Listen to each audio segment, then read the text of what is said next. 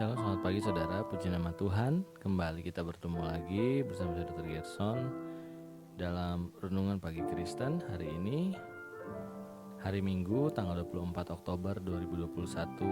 Bersukacita sekali saya boleh menemani saudara dalam Renungan Pagi kali ini. Dan hari ini kita akan merenungkan firman Tuhan dan berdoa. Saya percaya berkat Tuhan mengalir dalam kehidupan ketika kita merenungkan firman Tuhan dan berdoa. Saudara, izinkan saya membacakan satu ayat firman Tuhan yang terambil dari Yeremia 7 ayat yang kedua. Berdirilah di pintu gerbang rumah Tuhan, serukanlah di sana firman ini dan katakanlah, dengarlah firman Tuhan hai sekalian orang Yehuda yang masuk melalui semua pintu gerbang ini untuk sujud menyembah kepada Tuhan. Saudara, pagi hari ini renungan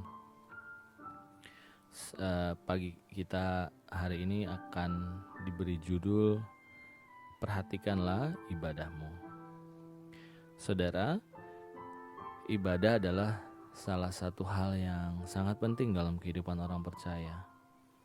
Dan kita tidak boleh menganggap sepele tentang ibadah yang kita lakukan.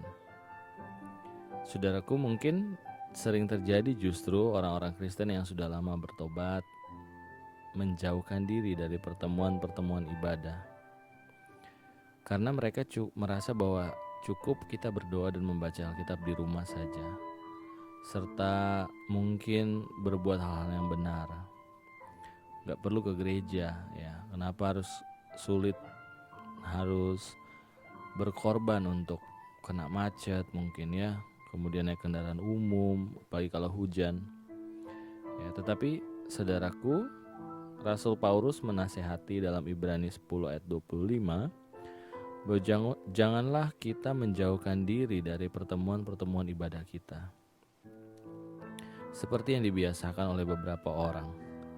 Tetapi marilah kita saling menasihati dan semakin giat melakukannya menjelang hari Tuhan yang mendekat.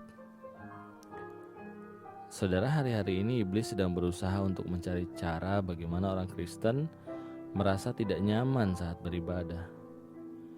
Bagaimana orang Kristen kecewa terhadap saudara iman, kecewa terhadap pelayanan hamba Tuhan, dan kemudian mereka mulai mengkritik, mencari kelemahan dan kekurangan. Ya, saudaraku, padahal ada tertulis dalam Timotius 6 ayat yang ke-6, ibadah itu kalau disertai rasa cukup memberikan keuntungan yang besar. Ketika kita beribadah, apa yang sebenarnya kita lihat? Apakah kita melihat orang-orang, atau justru sebenarnya kita harusnya melihat Tuhan? Bila kita bersungguh-sungguh dalam beribadah, maka seharusnya hidup kita akan berubah.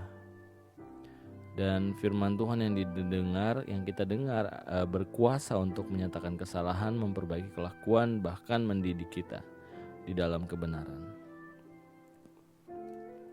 Memang saudara, di dalam ibadah, di dalam kehidupan rohani orang Kristen, di dalam suatu gereja, mungkin kita akan saling menajamkan, saling berbenturan ya saudaraku. Tetapi yang harusnya kita lihat adalah pada saat kita beribadah, kita sedang bersekutu dengan Allah dan juga bersekutu dengan saudara seiman. Sehingga saling menasihati, menguatkan, dan memperhatikan adalah sebuah proses yang harusnya natural. Mungkin kita berantem atau kita mungkin saling menasihati dan terlihat mungkin seperti berkelahi ya saudara, tetapi sebenarnya kita sedang menajamkan sesama kita. Amsal 27 ayat 17, besi menajamkan besi dan orang menajamkan sesamanya. Dan dalam ibadah juga kita memuji dan menyembah Tuhan, dan Allah hadir di atas puji-pujian kita. Dan ketika Tuhan hadir, maka kuasanya bekerja dan melepaskan kita dari belenggu dosa dan dari kutuk yang mengikat. Akhir kata dari 1 Timotius 4 ayat 8, ibadah itu berguna dalam segala hal dan mengandung janji, baik untuk hidup yang saat ini maupun hidup yang akan datang. Oleh sebab itu, marilah kita memperhatikan bagaimana kita beribadah kepada Tuhan. Apakah kita melihat manusia atau kita melihat Tuhan? Apakah kita tahu apa maksud Tuhan di balik semua itu? Beribadalah kepada Tuhan dengan sukacita. Mari kita berdoa. Bapa, kami bersyukur Tuhan karena Tuhan begitu baik dalam kehidupan kami. Bapa, kami percaya ibadah kami adalah ibadah yang benar Tuhan. Dan ketika kami melenceng Tuhan sedikit, biarlah Tuhan Engkau yang memperbaiki, menegur dan juga mengubah kami Tuhan. Biar kami mengerjakan hal-hal ini, ibadah kami dengan murni, dengan takut dan gentar akan Tuhan. Terima kasih Bapak, terima kasih berkati orang yang kami kasihi, mencintai kami dan juga bahkan orang-orang yang membenci kami Tuhan. Kami serahkan ke dalam tangan-Mu. Kami berdoa hari ini biar kami beribadah kepadamu dengan takut dan gentar. Terima kasih Bapak, terima kasih Tuhan. Terpujilah nama-Mu Tuhan. Dan biarlah hari ini kami boleh beribadah kepada Tuhan. Di dalam nama Tuhan Yesus kami berdoa ucap syukur. Haleluya, amin. Puji nama Tuhan saudara. Selamat beribadah hari ini dan semoga kita menerima hal-hal yang luar biasa ketika kita datang dan beribadah kepada Tuhan. Puji nama Tuhan.